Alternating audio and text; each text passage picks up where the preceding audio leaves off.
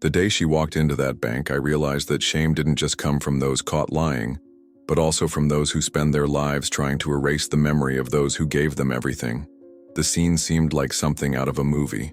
My wife, with a firm voice and a look full of superiority, spoke loudly enough for everyone in the branch to hear.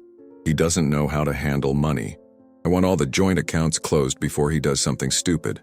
I stood there looking at her and trying to understand when the love we had built had turned into this cold dispute. The manager looked at me awkwardly. The security guard pretended to arrange the files on the table, and I felt every word she spoke weighing heavily in the air. I didn't say anything. I didn't need to. Because in that brown folder I was carrying, there was proof of who was really supporting all of that. She thought she would catch me off guard. That, because I had stopped working after surgery, I had become dependent. But what she didn't know was that while she was spending on clothes and dinners, I was still investing, managing what was left of the company I sold years ago. I was the kind of man who didn't talk much, but observed every move. When she said I was incapable, something inside me screamed, but the sound got stuck between my teeth, and it was there in silence that I decided I wasn't going to defend myself with words, but with numbers. The manager tried to appease the situation. "Madam, perhaps we can talk calmly. Understand the reason for closing the joint accounts." But she cut him off impatiently. "Reason? He is the reason. He is no longer able to manage the finances. I always paid for everything. I supported this house alone." I took a deep breath. It was curious how ego finds strength precisely when the truth is about to appear.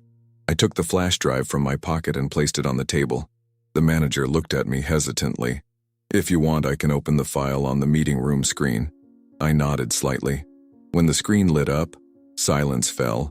The first line of the statement showed direct transfers I made every month to the household accounts.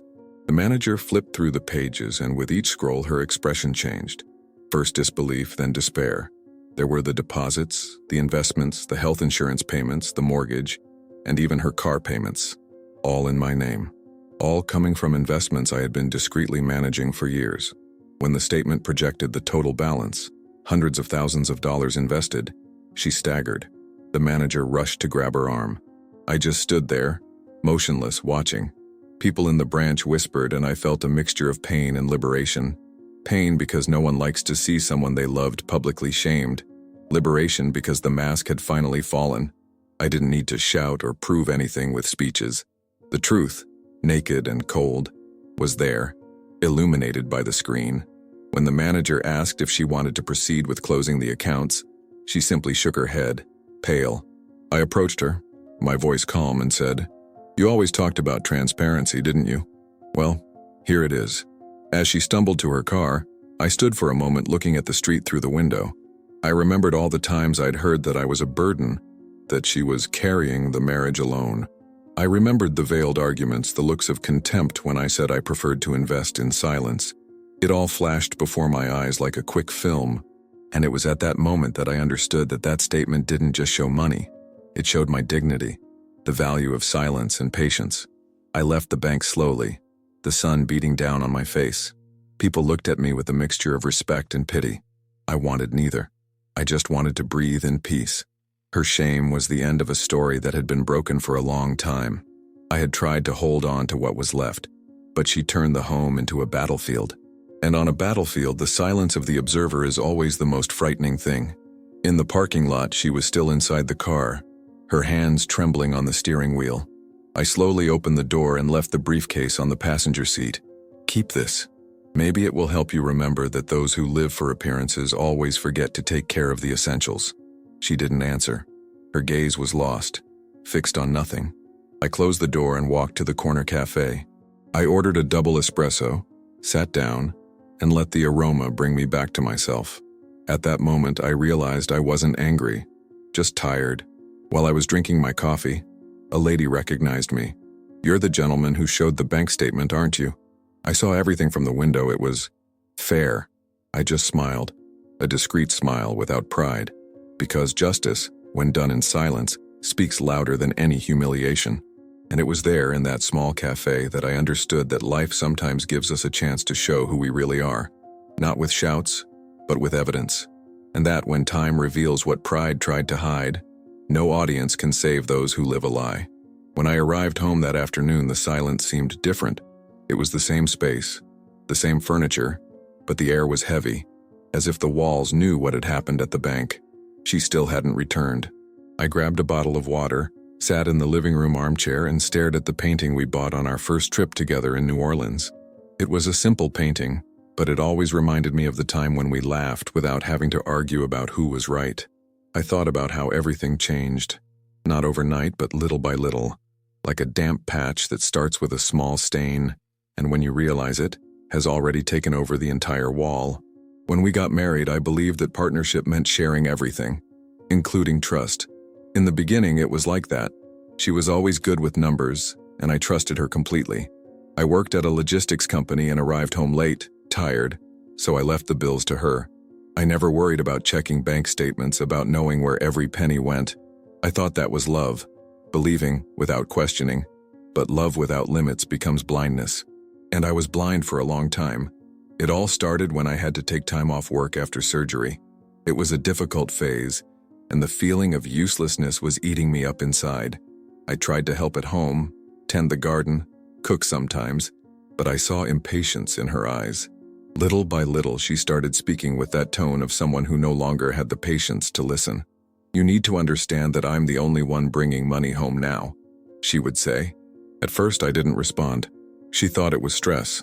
Later, I realized it wasn't tiredness speaking, it was contempt. She started deciding everything on her own. She switched the main card to her account, changed passwords, and started receiving mail at the office. I noticed things disappearing from my desk. An invoice here, a contract there. When I asked, she said it was to make organization easier. I believed her. I wanted to avoid arguments, but every silence of mine was a brick in the wall she was building to exclude me. One day she arrived with a new car. "I put it in my name, so as not to complicate the insurance," she said. I found it strange, but I complimented the model, as if nothing had happened. It was on that day that I realized that inside me, a part of me was beginning to quiet down in a different way. It wasn't patience anymore.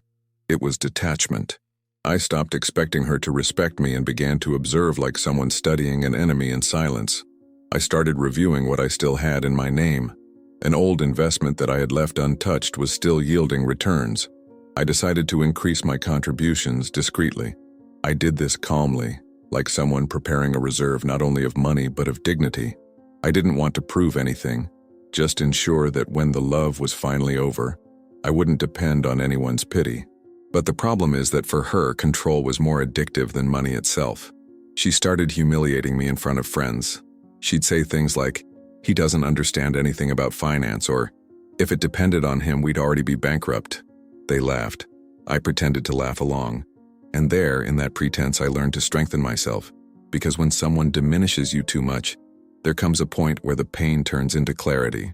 One night I overheard her on the phone talking to someone. "I'm going to remove his name from everything. I want everything under my name, he won't even notice." I didn't engage in the conversation. I went to the office, sat down, and started printing every statement, every receipt, every payment slip that was in my name. I spent hours doing this. The sound of the printer was like a kind of liberation. Each sheet that came out was a silent answer, one less line in her story of control. She didn't realize it. She continued with the pose of someone in charge, someone who decides, until the day she scheduled an appointment at the bank to remove me from the joint accounts.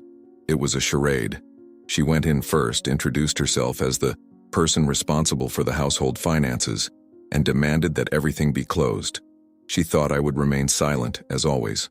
But that day I was ready. I remember her look when the screen lit up at the bank. It was the same look I saw years before when she found out I was going to sell the company and tried to stop me. The difference is that, this time, there was no more love to cushion the shock. It was just her facing the truth. And the truth, when it arrives late, doesn't give time for defense. After that scene, many things inside me reorganized themselves. Wounded pride turned into discernment.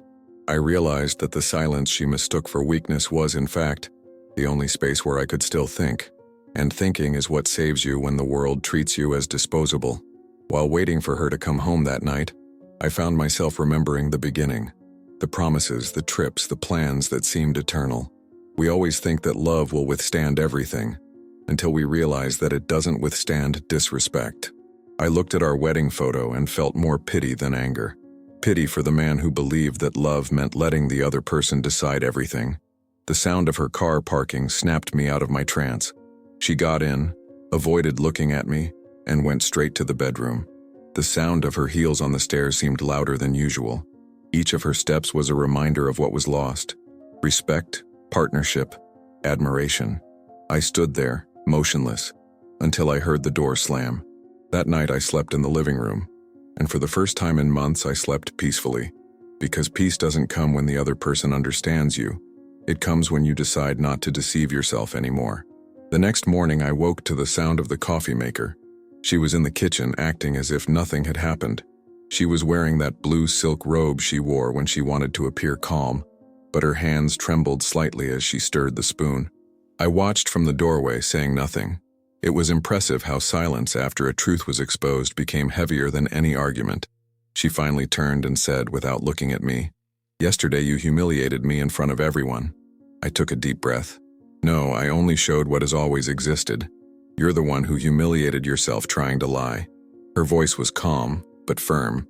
She tried to hold my gaze for a moment, then looked away. It was difficult for her to deal with the idea that I wouldn't react as before, without anger, without pleading, without explanations, because what disarms a controlling person the most is the composure of someone who has already understood everything. She tried to argue. She said she was nervous, that she acted impulsively, that it was all a misunderstanding. The old charade of regret began, and I just listened, but now I saw inside. Every word she said seemed rehearsed, as if she were trying to rebuild the crumbling pedestal.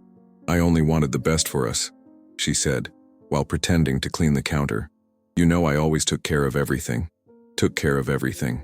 That phrase echoed in my mind like a cruel reminder, because for her, taking care was never about partnership. It was about dominance. It was about power, about being the only one capable, about always having the last word. The difference is that now she had nowhere to hide. That same afternoon, the phone calls started. First, her sister-in-law, then her brother. "What happened at the bank?" "She's devastated," I answered as little as possible. There was nothing to explain. "Only the truth came out," she said, and that was enough. She tried to keep up appearances for a few days. She posted old photos with captions about overcoming and life lessons. I saw it and understood that her game was to keep pretending to the world. But now, even the world seemed to see what she really was. At the market, a neighbor approached me. "I never imagined, Mr. Thompson. You seemed like a perfect couple." I just smiled. Perfection never shouts, it only disguises itself. Over time, she started acting differently. She started coming home earlier, cooking, leaving notes saying, "We need to talk." But it wasn't true remorse. It was fear. Fear of losing her comfort, her status, her image as an exemplary wife. She knew that if I decided to distance myself completely, a lot would crumble along with it, including the standard of living she flaunted so much. That's when I realized something important. Power changes hands when the truth is revealed. I didn't need to take revenge nor kick her out of the house. It was enough to stop reacting. It was enough to let time do its work. Every gesture she made trying to regain balance sounded artificial, and her embarrassment only increased. One night she invited me to dinner. Table set, wine opened, soft music. I sat, observing everything. "I want to start over," she said, trying to smile. "I can fix things." I let her speak. When she finished, I asked, "What do you want to fix? The image or what's left of us?" She was silent, and the silence that followed was the most honest we'd had in months. After dinner, I went to the office and opened the safe. I took out some papers, contracts, investments, applications, everything that maintained our stability. I left them on the table with a note: "Transparency, as you always wanted." The next day she read it and understood the message. I wasn't going to hide anything. I just wasn't going to share everything anymore with someone who never knew how to add. The following days were strange. She seemed like a shadow in her own house. She walked slowly, avoided eye contact, spoke softly. For the first time, the arrogance was gone, and in its place was the discomfort of someone who realizes they've lost control. One morning she tried again. "We can do couples therapy." I looked at her and replied, I've already done my therapy. It's called truth. It was the first time I saw real tears streaming down her face. But it was too late. Because forgiveness only makes sense when there's repentance before the fall, not after the exposure. While she cried, I felt something inside me calming down. It wasn't pleasure. It was closure. That story was finally coming to an end. I didn't wish her ill. I just wanted distance from the chaos. In the following days, I began to reorganize my life. I went to the bank, talked to the manager, updated the accounts. He looked at me with respect. Few would have remained as calm as you. I simply replied, calmness is the last luxury of those who have already lost enough. Over time, people stopped commenting. The story cooled down, as everything that time takes away does. But inside me, something new began to grow. A feeling of lightness, as if the weight of years had finally slipped through my fingers. I started walking in the morning, something I hadn't done in decades. I passed through places I had previously ignored, noticing simple details, the smell of coffee in the streets, the wind rustling through the trees, the laughter of children playing. Small things that her pride never allowed me to enjoy because we were always competing to see who won life. I won when I decided not to compete anymore. And it was in this regained silence that I realized that not every ending is a tragedy. Some are liberations in disguise. That week, something inside me had already decided, even before the words were spoken. I would wake up feeling a different kind of calm, not the peace of someone who knows everything is all right, but the serenity of someone who no longer wants to fight for what died inside. The love that once moved me was now just a memory. She tried to get closer with small gestures. A ready-made coffee, a random question, a touch on the shoulder when she passed by. But each attempt sounded rehearsed, soulless. I could see that she didn't want me. She wanted control back. One night after dinner, I sat in the living room armchair and waited for her to finish speaking. She talked nonstop, like someone trying to justify herself before being judged. I was confused. I thought you didn't care about anything anymore. I thought I needed to take the reins.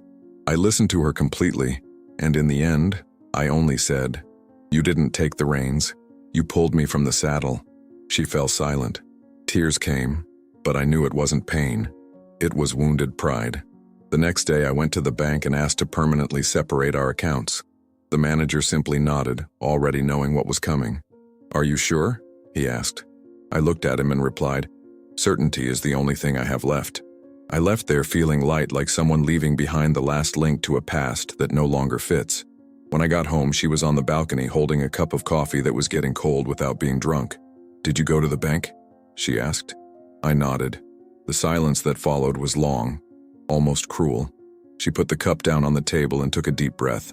"So that's it?" I replied. "No, that was a long time ago. We're just signing now what respect had already rescinded." She cried, and this time I didn't move to comfort her.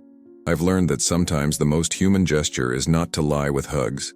I went to the bedroom, opened my suitcase, and started putting my clothes away. Each folded shirt was a memory being closed. There was no anger, only exhaustion, tired of being the man who waited for recognition that would never come. When I finished, I looked around. The house was still the same, but it no longer belonged to me. Not because it wasn't in my name, but because there was nothing there that was real anymore. She appeared at the door, her eyes red. "Aren't you going to say anything?" I took a deep breath and said, "I will. Be careful not to repeat with the next person what you did to the one who loved you." She stood there, and I left. In the car, the radio played an old song, one of those we used to listen to together on the road. For the first time, I could listen without feeling nostalgic. The asphalt ahead seemed like a new beginning, and the rearview mirror showed only what I was leaving behind. As I drove, I realized something simple and profound. Sometimes love ends, but dignity must remain. In the following days, I rented a small apartment near the park. Nothing luxurious, but with a large window and enough silence to think. The mornings took on a different rhythm.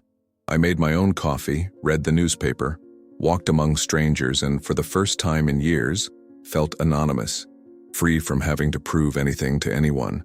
Some acquaintances called, curious. They wanted to know how I was. I just said, better. And it was true, because freedom, when it arrives after emotional imprisonment, doesn't come with fireworks. It comes slowly, in the sound of the wind and the simple taste of coffee made by yourself. One afternoon, sitting on the balcony, I received a message from her. "You seemed happier when you took care of everything." I looked at the screen and replied, "I still take care of things, I only changed what's worthwhile." I deleted the conversation and put my phone aside. The sun was beginning to set, tinging the sky orange and silence. I knew that was the real end, not of the relationship, but of the guilt. And somehow that was the beginning of my peace. The days that followed were different. There was no more urgency, no more plans, just the simple routine of someone who had learned, through pain, to appreciate their own silence. I woke up early, made coffee, read the news, and looked out the window as if observing a new world. I no longer thought about proving anything, or about winning. I learned that sometimes victory is just the right to breathe without fear. One afternoon I decided to walk to the lake. The sun reflected on the water, and I saw myself there. A man who had lost almost everything, but who, for the first time, didn't feel defeated. I sat on a bench and watched the people go by. Couples arguing, children running, elderly people with tired and serene looks. I thought about how life has a curious way of teaching. First it gives you everything and then takes away the excess. And what remains, in the end, is only what really matters.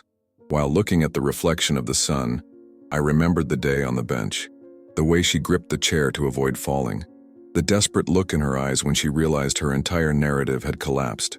At that moment, I didn't feel pleasure. I felt justice. And I realized that true justice doesn't come from shouting or revenge. It comes from clarity. When the truth appears, it doesn't need applause. A few weeks later, she called me. She said she wanted to see me, that she needed to apologize in person. I agreed to the meeting, not out of hope, but for closure. We met at a cafe. She was different, thinner, her face downcast. She spoke slowly, her voice choked with emotion. "I lost myself," she said. "I thought power was security, and I forgot that respect is the only investment that never loses value." I listened in silence. When she finished, I simply replied, "You didn't lose me when you tried to humiliate me. You lost me when you stopped seeing me." I left there in peace. I didn't need forgiveness because forgiveness had already happened within me when I decided not to seek revenge. I learned that holding on to anger is like carrying stones in your hands. You get tired before you get anywhere. I left the stones behind. In my new apartment, life gradually fell into place. I started writing about personal finance, not for money, but to help others who, like me, confused love with dependence. I received messages from people who said, "I went through that too." And each story reminded me that shared pain becomes learning. One day I received an envelope. It was a document from her lawyer, the official divorce. I signed it without hesitation. When the postman took it away, I felt as if the wind had swept through the house and carried away the last bit of weight. I closed the door and looked around. Everything was simple, clean, and mine. For the first time, that space reflected who I was, someone who lost a fake war to gain true peace. In the end, I realized that there is no defeat when you come out whole, that it's not money that defines who won, but the dignity with which you choose to move forward.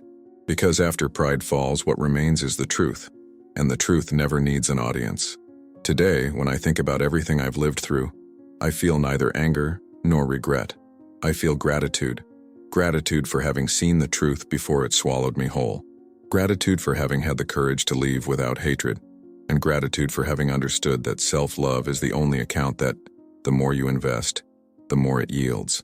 If there's one thing I've learned, it's that those who try to diminish you in front of others are only trying to hide their own emptiness.